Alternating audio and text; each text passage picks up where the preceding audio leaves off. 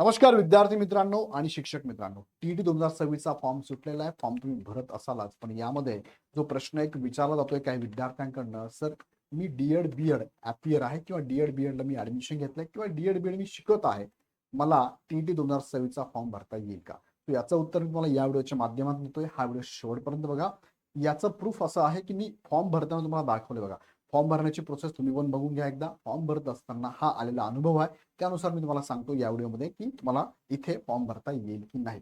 First year वाले असेल, last year वाले असेल, ते पण मी तुम्हाला सांगतो. पण तत्पूर्वी तुम्हाला सांगू इच्छितो की इग्नाइट अकॅडमीच्या नवीन बॅचेस चालू झालेले आहेत. द्रोणा 10.0 9 बॅचला ज्या शिक्षकांनी शिकवलं ते शिक्षक तुम्हाला ह्या बॅचमध्ये पण शिकवणार आहे. सध्या मार्केटमध्ये इतक्या बॅचेस अवेलेबल आहे. कुणी येतंय बॅच चालू करतंय. कोणत्याही मार्गदर्शकाने आता बॅचेस चालू केलेल्या आहेत. तो एक एमपीएससीचे कोणी मार्गदर्शक असेल, यूपीएससीचा असेल, त्यांनी पण बॅचेस चालू केले आहेत. तो यातला फरक पण तुम्ही लक्षात घ्या. इथे अनुभव असणारे शिक्षक गरजेचे आहेत. ज्यांनी मागच्या टीईटीमध्ये जो 3.5% निकाल लागत होता, तो आता 11% गेलेला आहे.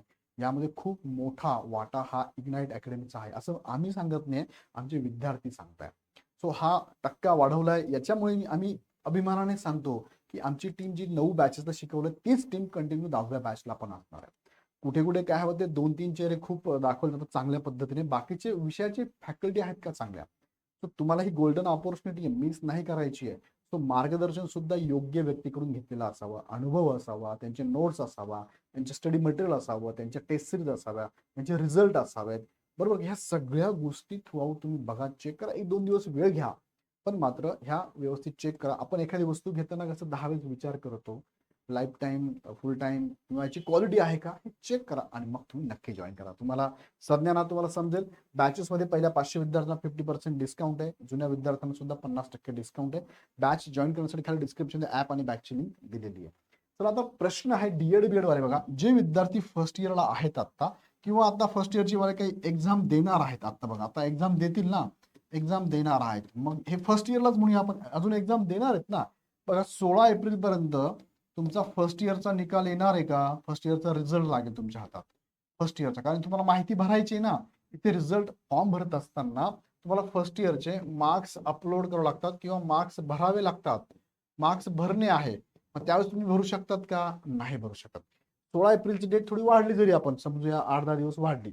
तोपर्यंत तुमचा रिझल्ट येणारच नाही. तुमची एक्झाम जूनला होणार असेल कदाचित. सो जे फर्स्ट इयरला विद्यार्थी आहे, ॲडमिशन घेतलेले जे आता एक्झाम देणार आहेत, हे विद्यार्थी टीईटीला फॉर्म भरू शकत नाही. का भरू शकत नाही? कारण फॉर्म भरत असताना जेव्हा तुम्ही डी-एडची माहिती टाकतात, तेव्हा डी-एडची माहिती टाकत असताना जेव्हा तुम्ही ॲपियर दाखवता, ॲपियर हा ऑप्शन येतच नाहीये. लास्ट इयर अपियर असा ऑप्शन बघा. लास्ट इयर ॲपियर असा ऑप्शन येतोय. म्हणजे तुम्ही लास्ट इयरला पाहिजे आणि लास्ट इयर असणाऱ्या विद्यार्थ्यांनी साहजिक आहे फर्स्ट इयर पास आउट आहे तो. फर्स्ट इयरचे मार्क त्याला भरावे लागतात. त्यांनी ऑप्शन दिले, ती माहिती भरावी लागेल तुम्हाला. चुकीची माहिती भरून भविष्यात अडचण येईल. सो त्याच्यापेक्षा असं काही करू नका. पहिला मुद्दा फॉर्म भरताना हे जाणवलं आहे. दुसरं तुम्हाला वाटलं नाही सर भरता येतो, आम्हाला भरायचं आहे, नुकसान नाही व्हायचं आम्हाला. तर तुम्ही काय करा, त्या हेल्पलाईनला कॉल करा.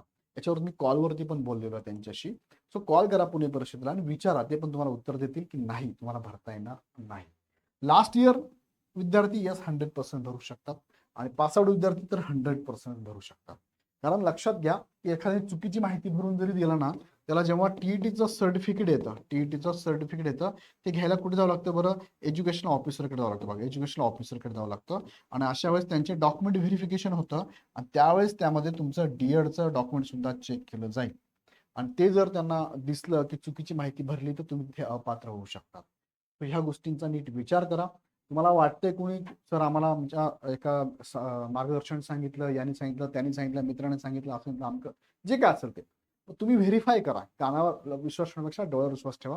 मी फॉर्म भरून दाखवताना तुम्हाला प्रोसेस दाखवली ती एकदा बघा तुम्ही. तुम्ही स्वतः जाऊन फॉर्म भरून बघा. तुम्ही हेल्पलाईन नंबरला कॉल करू शकता. तुम्हाला हेल्पलाईन नंबरचा म्हणजे त्याचा पुणे परिषदेचा हेल्पलाईन नंबर बघा, हा नंबर आहे. तुम्ही यांना कॉल करा.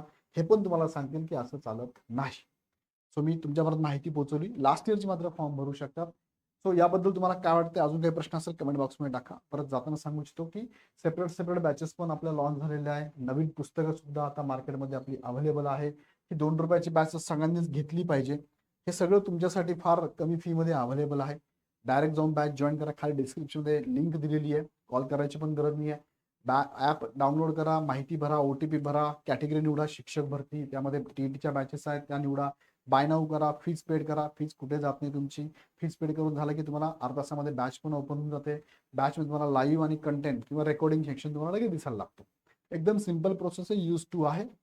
हे ॲप डाउनलोड करून डायरेक्ट तुम्ही बॅच जॉईन करू शकता. अडचण आलीच तुम्हाला तर ह्या नंबरला कॉल करा. फक्त कॉलवरती बऱ्याच वेळेस काय होतं, खूप कॉलचा फ्लो असल्यामुळे उत्तर देणं किंवा कॉल बॅक करणं शक्य होत नाही. सो याबद्दल तुम्हाला या प्रश्नाबद्दल म्हणजे डीएड बीएडच्या बद्दल काही अडचण असेल तुम्हाला कमेंट बॉक्समध्ये नक्की टाका. व्हिडिओ आवडला तर लाईक करून तुमच्या ग्रुपमध्ये नक्की शेअर करा, लगेच शेअर करा. आणि भविष्यातले अपडेट बघण्यासाठी चॅनल सबस्क्राईब करून बेल आयकॉन क्लिक करा. पुन्हा व्हिडिओ आपण नेक्स्ट व्हिडिओमध्ये. धन्यवाद.